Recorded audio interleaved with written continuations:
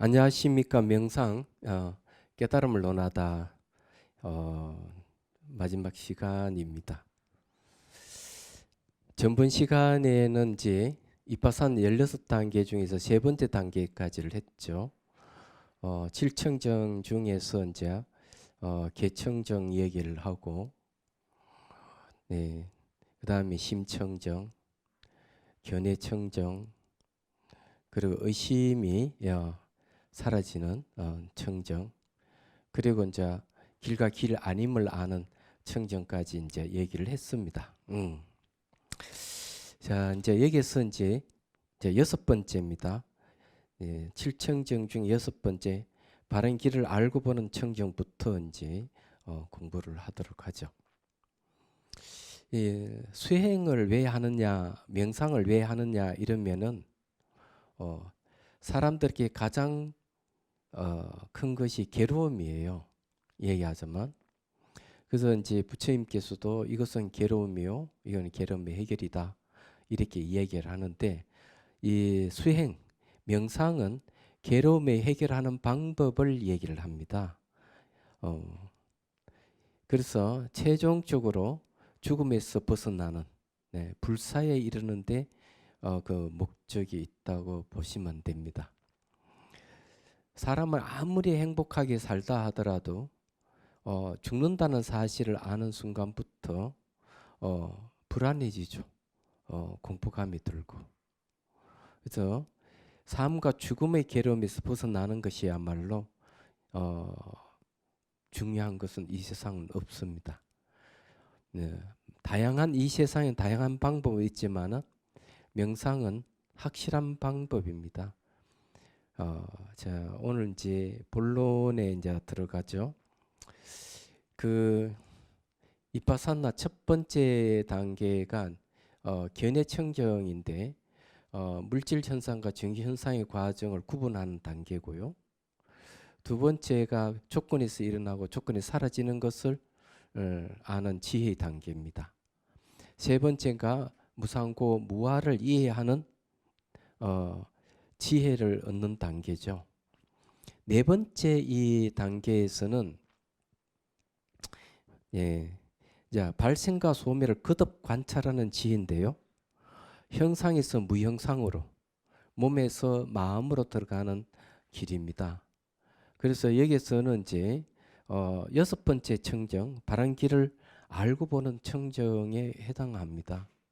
이 경지는 어떤 경지냐 하면은, 이 상태에 오면은 알아차림 너무 잘 되고, 그리고 이제 니미따라는 그런 현상이 생겨요. 이미지, 빛 같은 게 나타난다든지 그러고요. 기쁨, 행복감이 막 생깁니다. 그래서 이제 아무리 미시한 것이라도 내가 알아차리지 못할 것은 없다, 이렇게 생각하는 이 경지이기도 해요.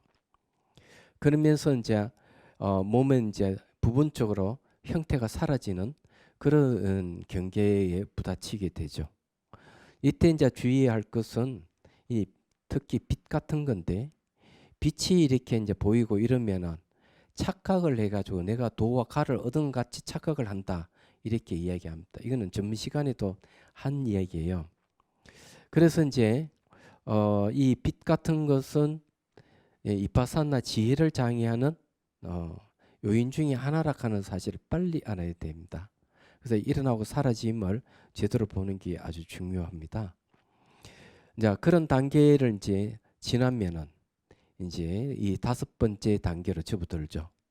네 번째 단계는 알아차림 너무 잘 되고 기쁨이, 행복감이 아주 충만해지고 이렇기 때문에 이제 이런 상태에서 이제 자비희사 중에서 기쁨의 단계, 희 단계에 들어선 거죠.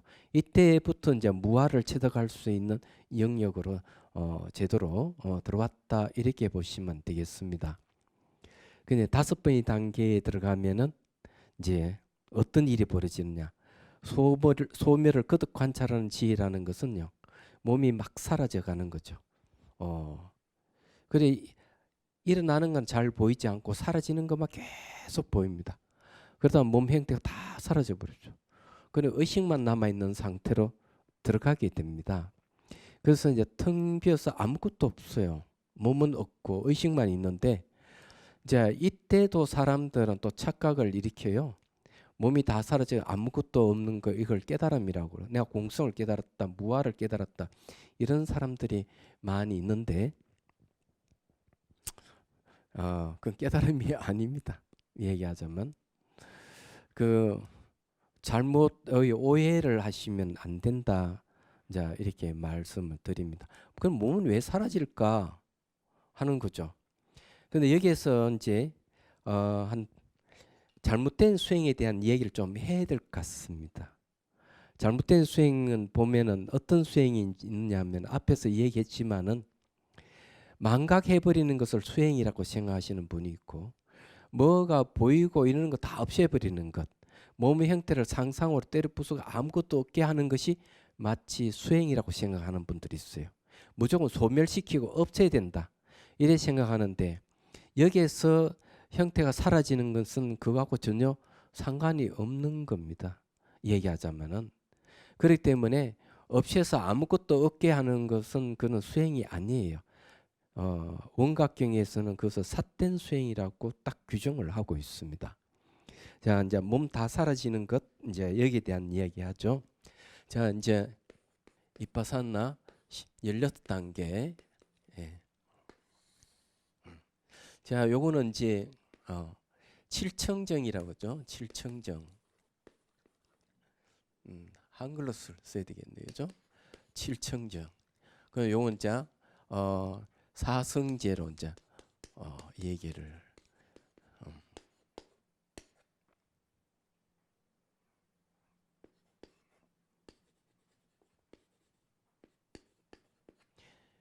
그다음 여기는 이제 자비희사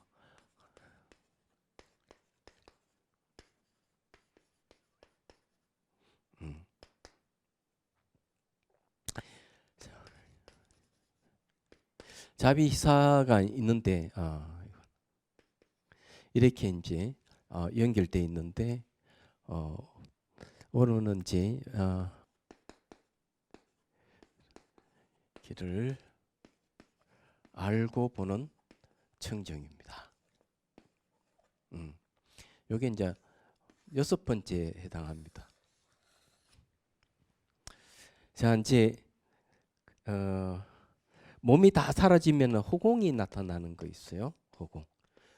이걸 공성은 아닙니다.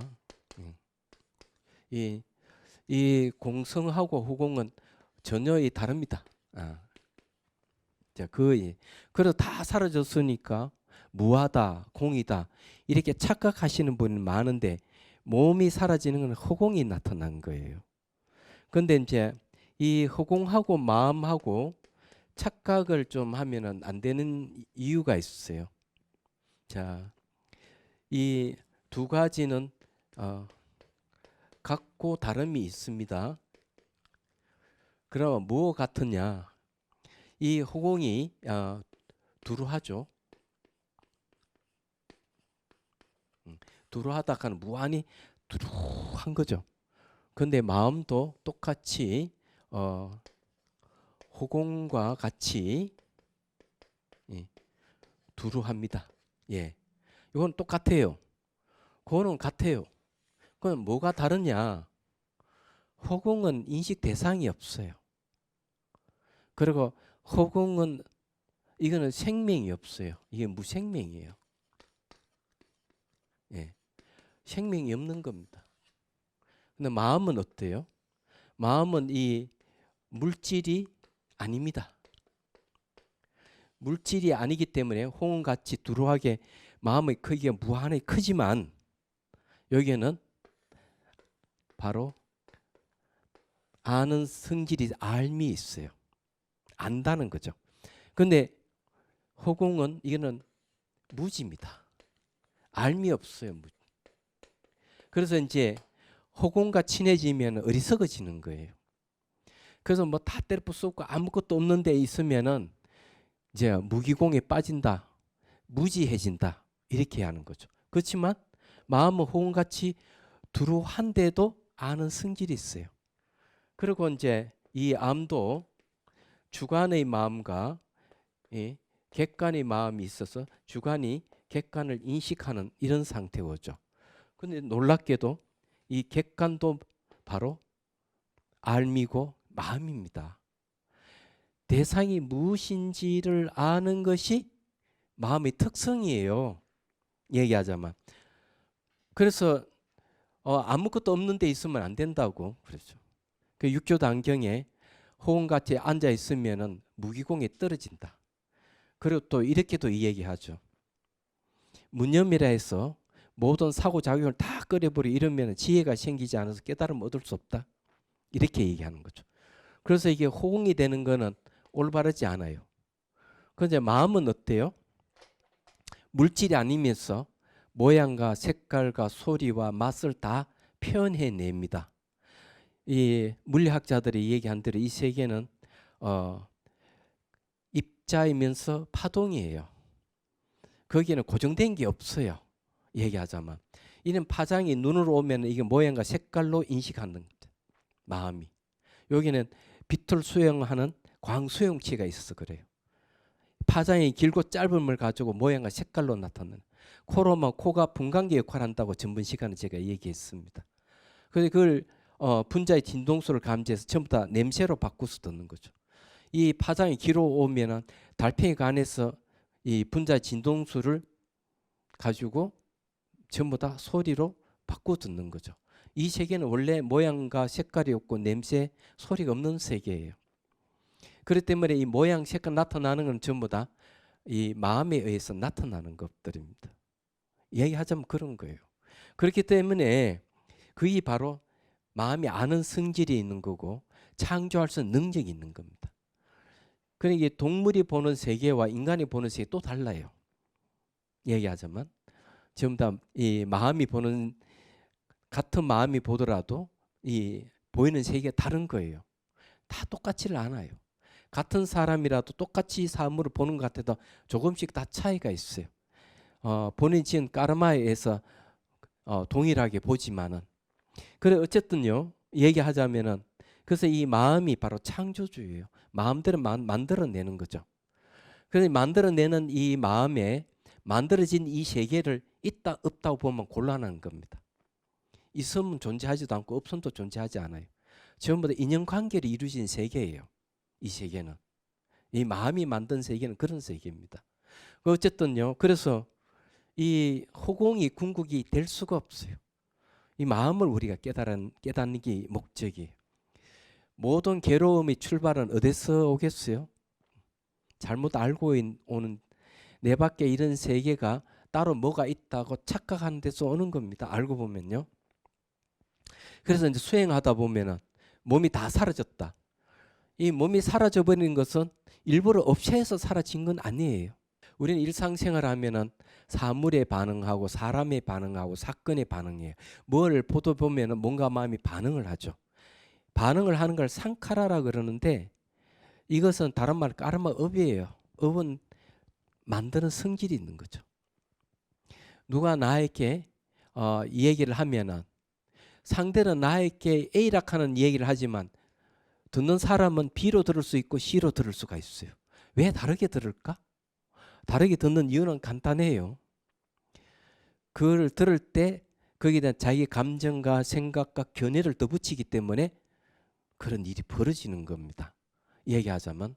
그래서 이 반응하는 반응을 형성력이라고 해요. 형성하는 힘이 있다는 것이죠. 그래서 이런 형성하는 힘이 있기 때문에 모양, 색깔, 냄새, 소리 같은 거 다 형성시켜서 보는 거예요.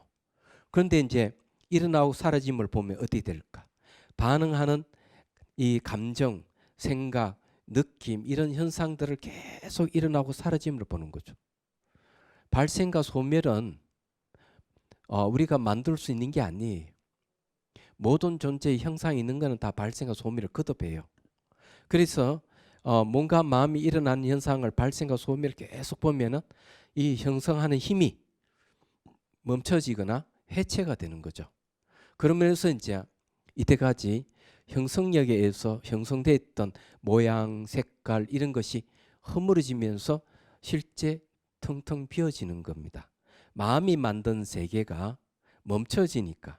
그래서 대성 귀신론 이렇게 이해합니다. 마음이 일어나니까 가까이 현상이 생기고 마음이 사라지니까 가까이 현상이 사라진다.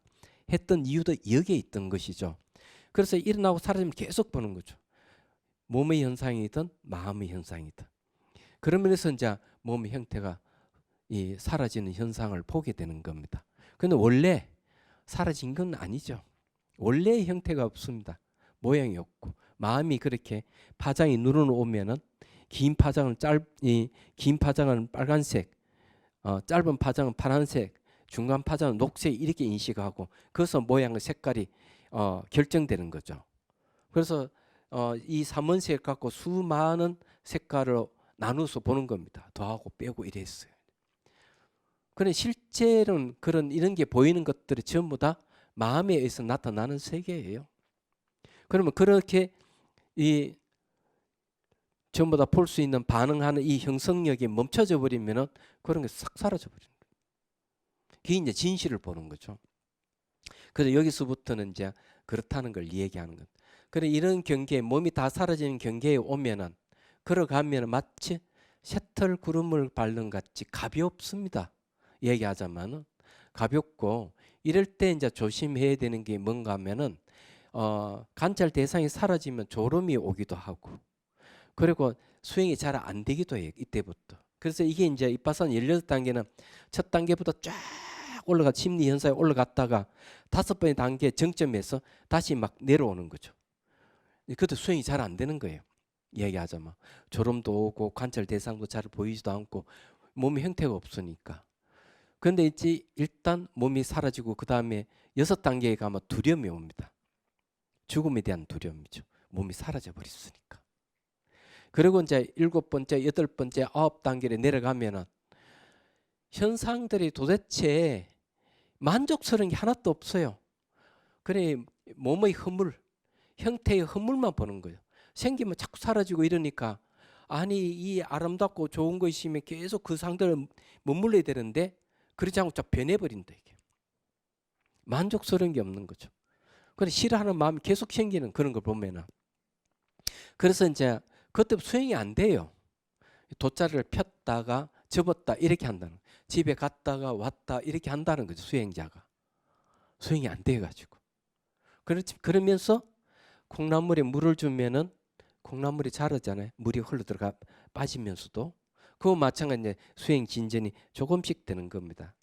그래서 이제 6번의 단계가 두려움에 대한 지혜, 7번째 허물을 보는 지혜, 바로 8번째가 싫어함을 거듭 관찰하는 지혜. 계속 싫어하는 이게 좋은 게 하나도 없는 거예요.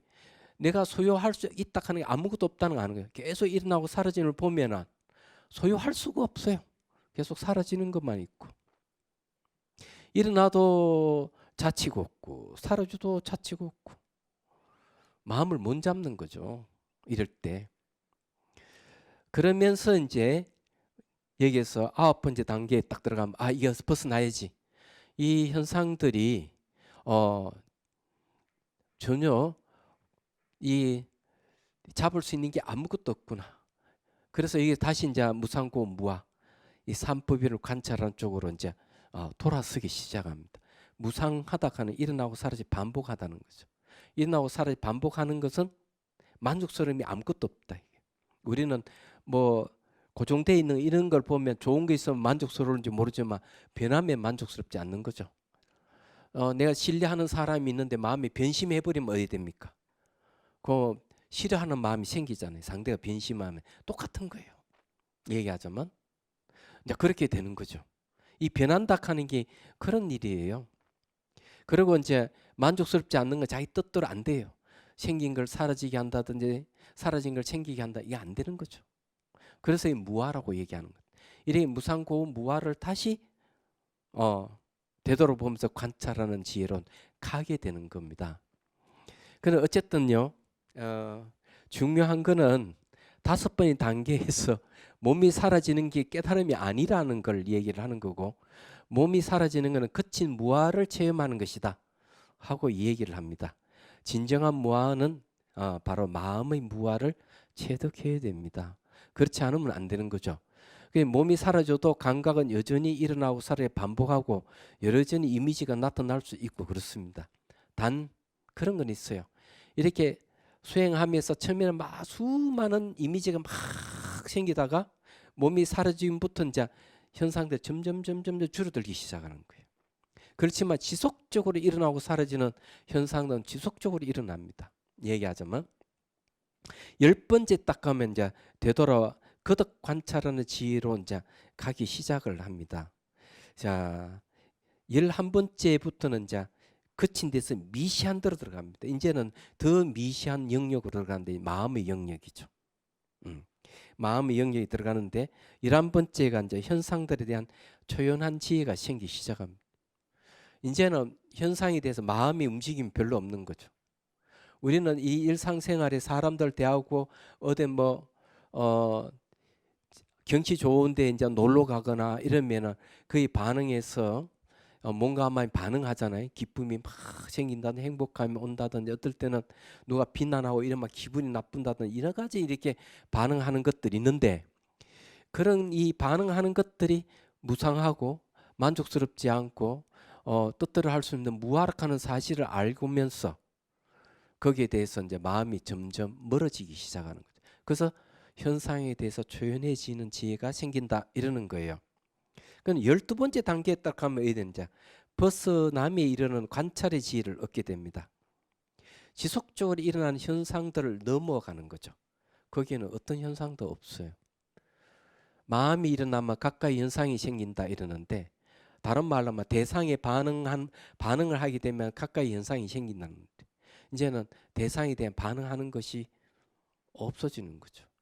그래서 마음의 움직임이 멈춰진다는 겁니다. 그것이 바로 12번째 단계예요. 얘기하자면 13번째는 수순하는 지혜인데 고진멸도 사성계에 대한 올바른 정견에 서는 시기예요. 그 다음에 이제 14번째 가면 어디 되느냐. 범부의 성에서 성인의 성시로 바꾸는 거죠. 성시를 바꾼다 하는 것은 이제 성인의 경지에 이제 들어갈 수 있는 조건을 갖췄다는 얘기예요. 얘기하자면 그래 15번째가 도입니다. 16번째가 바로 과예요. 결과, 기일반이에요. 그때 되면 마음의 움직임이 안 일어나는 거죠. 마음 움직임이 멈춰진 상태를 얘기합니다. 번뇌는 다 소멸해 버렸습니다. 그럼 마음이 멈추면 전부 다 열반이냐? 이렇게 하면은 그는 조건이 있는 것이죠. 선정에서 한 대상에 집중해서 마음을 고요하면은 선정을 얻게 되면은 어떻게 될까요? 마음이 멈춰져 있는 것이죠. 그렇지만 그걸 열반이라고 얘기하지 않고 선정이라고 그러죠.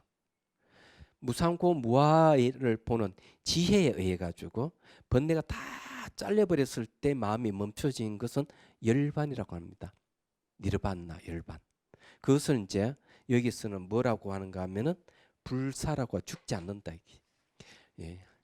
자, 이 죽음에 대한 죽음에 대한 것에서 이제 죽지 않는데 이제 이르게 되는 거죠. 얼마나 좋아요. 이게 이제 열반이에요. 그런데 이 죽음에 대한 공포죠. 예, 두려움이죠 이게. 이제 두려움. 다른 말로 하면은 괴로움입니다. 괴로움. 괴로움에서 여기에 이르게 되면은 괴로움의 이제 소멸로 이루어지죠. 괴로움의 소멸입니다. 안 죽는다는 걸 알게 되는 거죠. 얘기하자면. 그런데 이 열반에 이르게 되면은 내가 죽지 않는다는 걸 확실히 체험한 상태에 들어가는데 그 전에 죽지 않는다는 사실을 알게 됩니다. 몸이 이제 형태가 소멸해버리고 마음이 남아 있는 상태는 이 마음은 과거로 가지 않고 미래로 가지 않아요. 현재의 순간에도 머물지 않으면은 어디 될까요? 의식은 승승하게 깨 있게 됩니다. 어떻게 보면은 5번째 단계부터 이제 그런 증상이 나타날 수가 있어요. 의식이 성성하게 깨 있는 거는 마치 뭐 같은가 하면은 이리 불이 환하듯이 머리에 이렇게 전등불같이 환합니다. 얘기하자면 그런 상태는 내 눈을 이렇게 감고 있어도 눈이 떠 있는 상태 안에, 그래서 눈을 떴다 감았다 해도 보는 말이 바뀌지 않는 경계가 나타날 수가 있어요. 그는 일여라 그러죠. 동정일여. 움직이거나 움직이지 않거나 항상 마음이 움직이지 않는 그런 상태가 나타날 수가 있다는 거죠. 그럼 열반쯤 오면 어디 됐나? 열반은 첫 시간에 얘기했듯이 깨달음의 뜻은 공의 뜻이고 공의 뜻은 열반이다 이랬습니다. 얘기하자면 깨달음은 경지는 어떤 경지냐 하는 거죠. 일상생활에서 잠에서 깰 때부터 잠들 전까지 의식이 깨 있으면 동정이려고요. 그다음 꿈속에서도 이 깨 있는 의식이 있다면은 몽정이려가 되겠습니다. 그다음 경계가 어떤 경계가 오느냐 하면은 내가 잠을 자거나 깨 있거나 의식이 한결같이 바뀌지 않는 경지가 있는, 그걸 오매이래라 그래요. 오는 낮에 깨 있는 것, 매는 이렇게 잠들 때 잠을 이야기하는데, 이런 상태도 의식이 한결같은 상태라면은 그걸 깨달음이라고 얘기하는 거예요. 그 누가 그런 얘기를 했느냐? 다들 성철 스님께서, 그 큰 스님께서 그렇게 얘기했다 이렇게 얘기하는데, 대선사 서장에 보면은 벌써 이 얘기를 하고 있는 거죠. 이 전통적으로 성가에서 내려오는 가르침입니다. 그런 경계가 오면 깨달음이라고 얘기하는 거죠. 이것도 앞 시간에 다 얘기한 부분이에요. 본인이 수행이 됐는지 안 됐는지를 알라 그러면은 병이 들었거나 큰 일을 당했을 때, 예를 들어 집에 불이 났다 이러면은 불난 상태에서도 얼마나 급하겠어요? 그런 상태도 자기 마음을 보고 마음이 움직임이 없다면, 일의 상태에 이루고 있다면은 이거는 진짜 확실한 경계에 와 있다고 보죠. 내가 병에 들어 있는데도 마음의 동력 없이 이런 상태가 있대. 한결 같다면은 병중일이라고 하기도 하죠. 적어도 이 정도 오면은 죽는 순간에도 의식이 깨 있고 호흡이 끊어져도 저 세상 가더라도 의식이 깨 있을 거예요. 그건 죽지 않는 겁니다. 그리고 이제 이 열반을 다른 말로 하면은 뭘까요? 야, 열반은 다른 말로 해탈이란 말을 씁니다. 예. 해탈이란 말이 뭘까? 해탈은 바로 대자유를 얘기합니다. 이 열반의 다른 이름이죠. 풀해 벗어날 탈입니다. 모든 속박이 다 벗어난 거죠. 보이고 들리는 이 현상의 속박에서 벗어나 있고, 그리고 과거 인연에서도 완전히 다 벗어나 있습니다. 얘기하자면 대자유죠. 태어나고 죽는 것이 자유자재하는 경계예요. 이제 이런 경계를 이제 얘기를 할 수가 있다, 이제 말씀을 드리는 겁니다. 자, 이제 마지막 이야기를 해야 되겠네요. 마지막 이야기는 보리심입니다. 자, 이빠사나 16단계를 줄이면 7청정이, 7청이 줄이면 사성제를 그랬죠. 예, 사성제는 모든 것은 무상하게 변한다. 변하는 것은 만족스럽지 않다. 만족스럽지 않는 것은 내 뜻대로 될 수 없는 무하다. 예. 그 다음에 이제 바로 열반을 얘기를 하죠. 열반. 예. 열반을 이제 니르반나 번역하면은 죽지 않는 불사, 생로병사가 없다 이런 뜻이에요. 이거는 무상하는 변화를 얘기합니다. 그래서 이거는 이제 변화는 발생, 소멸. 발생을 일어남, 소멸은 사라짐이에요. 이거는 인위적인 게 아니에요.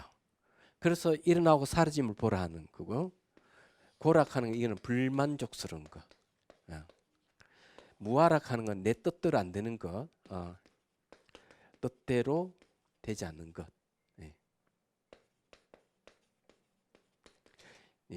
뜻대로 안 된다고 하는 게 이제 바로 무아예요.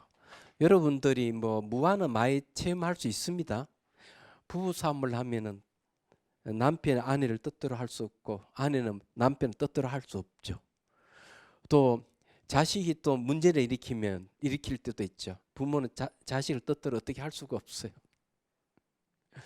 그런 거 뜻대로 할 수 없는 것은 전부 다 무아예요. 그러면 뜻대로 될 수 있는 게 뭘까? 원인과 조건이 맞으면 됩니다. 뭐든지 원인과 조건이 만나서 그 결과가 생기는 거죠. 그래서 자기 억지로 되는 일은 아니에요. 그래서 그 다음에 이제 열반입니다. 수행의 목적은 생사해탈이라고 그러죠. 그렇지만은 생사해탈은 좀 더 가면 뭘까? 바로 이제 여기서 자, 보리심을 얘기 안 할 수가 없습니다.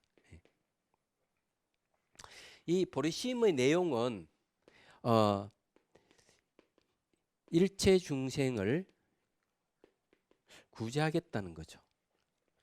그 다음에 하나는 위 없는 깨달음을 얻겠다는 거죠.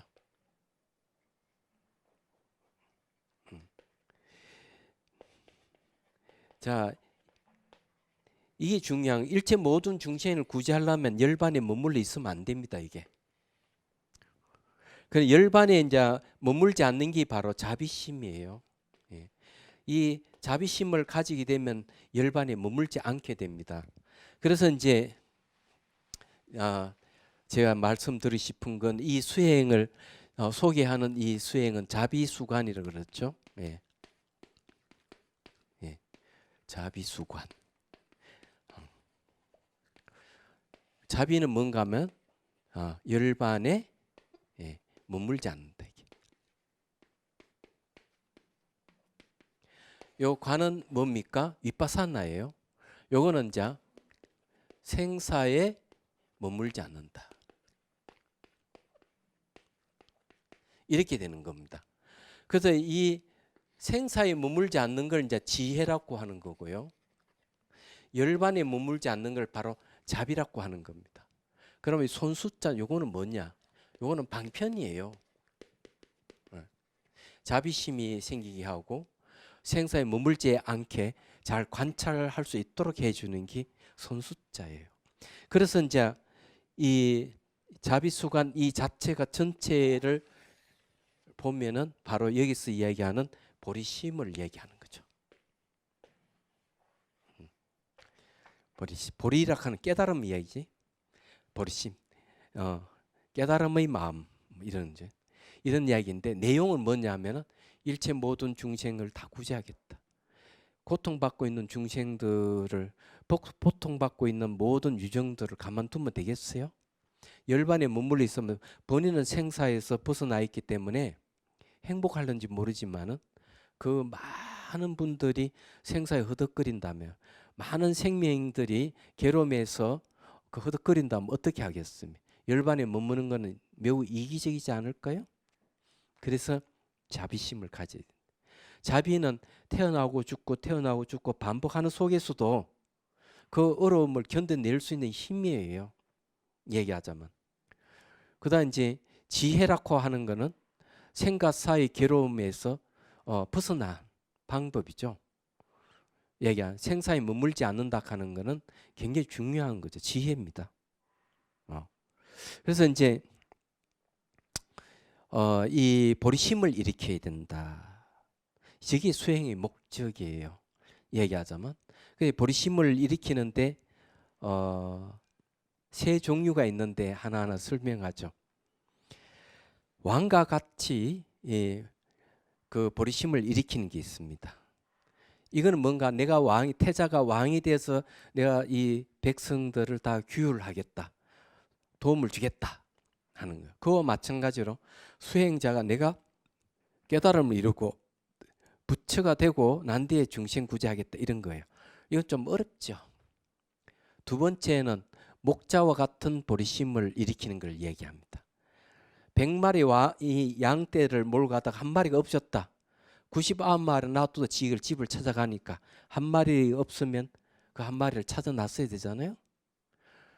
이게 목자와 같은 보리심을 일으킨다 그래요. 그러면 어떤 분들이냐? 지장보살 같은 분이죠. 지장보살은 한 사람이라도 부처가 되지 못한다면 나는 부처가 안 되겠다. 근데 지장보살만 아니라 수많은 보살도 원을 세워가지고 일체 모든 중생을 전부 다 부처가 되게 하겠다 하는 서원을 세운 분들이 부지기수 많다는 거죠. 근데 이거 어렵잖아요. 그럼 제일 쉬운 방법, 보리심을 일으킴에 대한 얘기를 이제 말씀드리자면 이런 겁니다. 배소공 같은 보리심이에요. 고해를 건너는데 쉽게 말해가지고 탐진치 바다, 생사의 바다를 건너는데 배를 타고 건넌다면 혼자도 얼마든지 건널 수 있지만 같은 김에 다른 분들도 같이 태워서 건너면 얼마나 좋아요. 그거 마찬가지 내가 배운 만큼 내가 수행이 경험이 있는 만큼 깨달은 만큼 사람들을 도움을 줄 수가 있다. 이게. 나도 수행의 길로 가면서 다른 사람도 같이 그 길을 가게 하는 거죠. 이런 것을 이제 뭐라고 얘기하는가 하면은 이런 걸 이제 자리이타라고 합니다. 예, 자리이타. 나도 이렇고 이타. 예, 남도 이렇게 한다. 예, 또는 자각각타라고 얘기합니다. 예. 나도 깨닫고 남도 깨닫게 한다는 거죠. 예. 각타. 남도 자각각타 이런 얘기입니다. 이게 이제 바로 보리심의 내용이에요. 얘기하자면. 그래서 이 혼자 깨닫는 게 아니고 함께 다 같이 깨닫고 함께 다 같이 부처가 되자. 이런 이야기예요. 이게 중요하지 않을까요? 저는 그렇게 생각합니다. 명상 깨달음을 논하다 이 깨달음은 바로 자각각타, 나도 깨닫고 남도 깨닫게 하는 겁니다. 예, 그 깨달음이에요. 이때까지 이제 이 내용을 이제 대충 이야기했는데 이빠사나 16단계도 자세하게 저는 이야기하고 싶었지만 시간이 허락지 않아서 다 못했고요. 이 책에는 자세히 나와 있습니다. 이 책을 꼭 참고를 하십시오. 그리고 대충 이제 전체 이제 얘기하면은 깨달음을 검증하는 이야기를 제가 했고요. 그 다음에 이제 삿된 깨달음에 대한 얘기를 했습니다. 삿된 깨달음이고 삿된 수행에 대한 잘못된 수행에 대한 얘기를 했어요. 멍때리기 명상이라든지 네, 느낌 명상이라든지 느끼려고 하는 의도 명상이라든지 이런 거 하면 안 된대. 대상에 다 맡겨버리는 음악 명상 같은 것도 안 된다. 그러면 그런 잘못된 명상하면 몸과 마음이 문제가 생기는 거예요. 몸이 이제 이상이 생기거나 마음이 이상한 쪽으로 흘러가게 되죠. 그 다음에 다 때려 부수고 없애는 그런 수행 해서도 안 된다. 예. 그런 거는 이제 이 부처님 가르치면 없어요. 얘기하자면 안 되는 거예요. 그렇게 하지 말아야 된다 하는 거예요. 그런 이야기를 했고요.